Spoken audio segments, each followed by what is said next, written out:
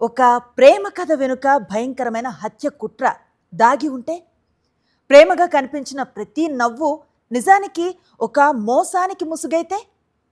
ఈరోజు మనం మాట్లాడుకోబోయేది దేశవ్యాప్తంగా సంచలనాన్ని సృష్టించిన సియా గోయల్, కేతన్ అగర్వాల్ హత్య కేసు గురించి. ఇది కేవలం ఒక హత్య కేసు కాదు, ఇది ప్రేమ, ద్రోహం, కుట్ర, మోసం, అలాగే చల్లగా అమలు చేసిన ఒక ప్రణాళికాబద్ధమైన కథ. సోషల్ మీడియాలో పర్ఫెక్ట్ జంట. సియా గోయల్ యువ పారిశ్రామికవేత్త, తన సొంత బేకరీ వ్యాపారాన్ని నిర్వహిస్తోంది. కేతన్ విశాల్ అగర్వాల్ పూణేకు చెందిన ప్రముఖ వ్యాపార కుటుంబానికి చెందిన ఒక యువకుడు. అతని కుటుంబం మహారాష్ట్రలో వ్యాపార వర్గాల్లో మంచి గుర్తింపు కలిగి ఉంది. 2026 ఫిబ్రవరిలో వీరిద్దరికీ నిశ్చితార్థం జరిగింది. ఆ తర్వాత సోషల్ మీడియాలో ఇద్దరూ వరుసగా పోస్టులు పెడుతూ వచ్చారు. నా హృదయానికి ఇల్లు దొరికింది అంటూ సియా పెట్టిన పోస్ట్, కేతన్ ఇచ్చిన పూల బొకేలు, రొమాంటిక్ ఫోటోలు, డాన్స్ వీడియోలు, వీటన్నింటినీ చూసిన వారికి వీరిద్దరూ త్వరలో పెళ్లి చేసుకోబోయే ఆదర్శ జంటలా కనిపించారు. నవంబర్లో జైపూర్లో అంగరంగ వైభవంగా పెళ్లి జరగాల్సి ఉంది.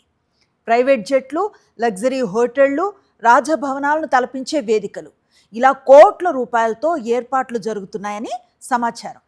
అన్నీ సవ్యంగా సాగుతున్నట్లే కనిపించాయి. కానీ పోలీసుల దర్యాప్తు ప్రకారం ఆ ప్రేమ కథ వెనుక మరో వ్యక్తి ఉన్నాడు.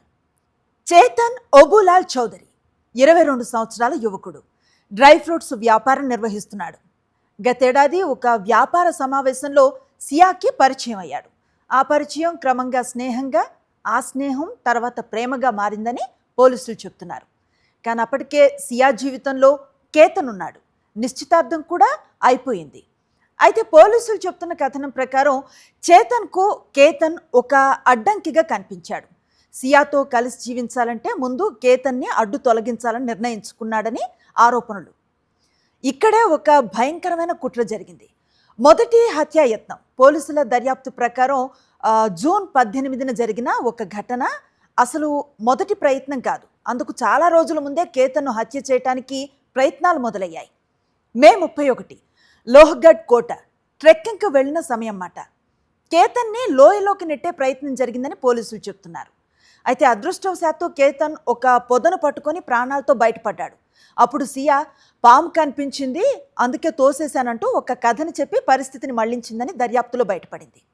ఆ రోజు కేతన్ బతికిపోయాడు, కానీ కుట్ర మాత్రం ఆగలేదు. రెండో ప్రయత్నం జూన్ 4.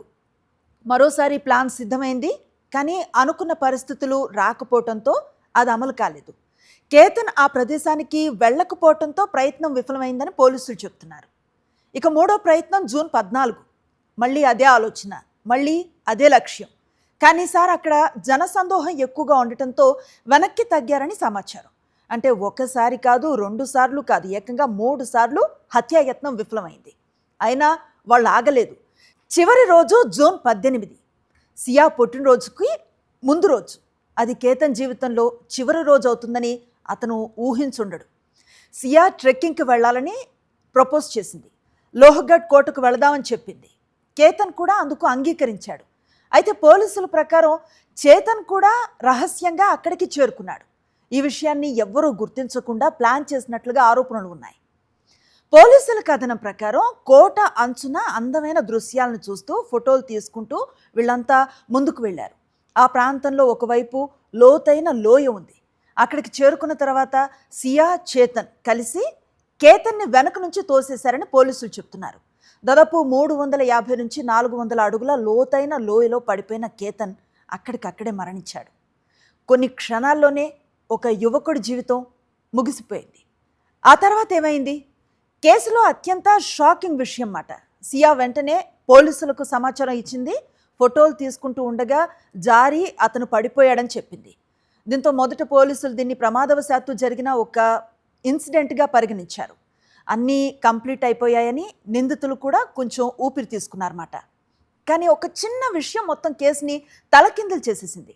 పోలీసులకు వచ్చిన అనుమానం ఏంటంటే, కాబోయే భర్త చనిపోయాడు, కానీ సియా ప్రవర్తనలో తీవ్ర విషాదం లాంటిదేది కనిపించలేదని అధికారులు గుర్తించారు. అది వారి అనుమానాలకి కారణమైంది. అదే సమయంలో కేతన్ కుటుంబ సభ్యులు కూడా ఇది ప్రమాదం కాదు అని చెప్పారు. ఎందుకంటే కేతన్ అనుభవజ్ఞుడైన ఒక ట్రెక్కర్. అలాంటి వ్యక్తి అకస్మాత్తుగా జారి పట్టడం అనేది అసాధారణమని వాళ్ళు చెప్పారన్నమాట. దర్యాప్తు ఒక మలుపు తిరిగింది. పోలీసులు ఏమనుకున్నారు, ఈ ఫోన్ కాల్ రికార్డ్స్ని పరిశీలించాలని డిసైడ్ అయ్యారు. లొకేషన్ డేటాను తీసుకున్నారు, సీసీటీవీ ఫుటేజ్లను పరిశీలించారు. అలాగే స్నేహితులు, కుటుంబ సభ్యుల వాంగ్మూలాలను కూడా తీసుకున్నారు. అప్పుడు చేతన్ పాత్ర బయటపడింది. హత్య జరిగిన రోజు అతని కదలికలు అనుమానాస్పదంగా ఉన్నాయని పోలీసులు గుర్తించారు. అక్కడి నుంచి మొత్తం కుట్ర వెలుగులోకి వచ్చింది.